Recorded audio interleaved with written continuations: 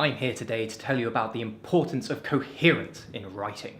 Although that's not to say that incoherent writing doesn't have its special place and charm. One thinks, for instance, of the great Laurence Sterne and his famous novel The Life and Opinions of Tristram Shandy, Gentleman, an 18th century classic which was postmodern before there was any modernism to be post about.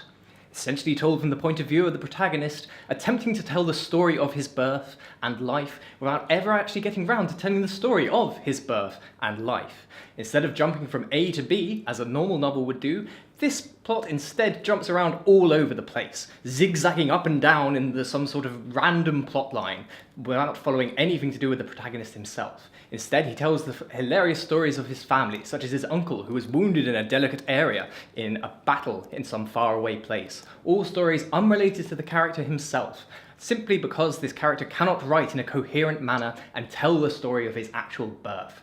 My favourite adaptation of The Life and Opinions of Tristram Shandy, Gentleman, has to be Michael Winterbottom's A Cock and Bull Story, starring the great Rob Brydon and Steve Coogan.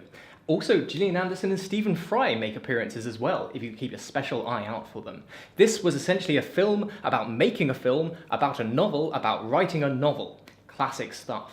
We can still see the influence of The Life and Opinions of Tristram Shandy, Gentleman in modern-day television programs such as How I Met Your Mother, where the protagonist, Ted, attempts to tell his children the story of how he met their mother, but doesn't actually tell them the story of how he met their mother until the very final episode of the 9th season, 9 years after the show began.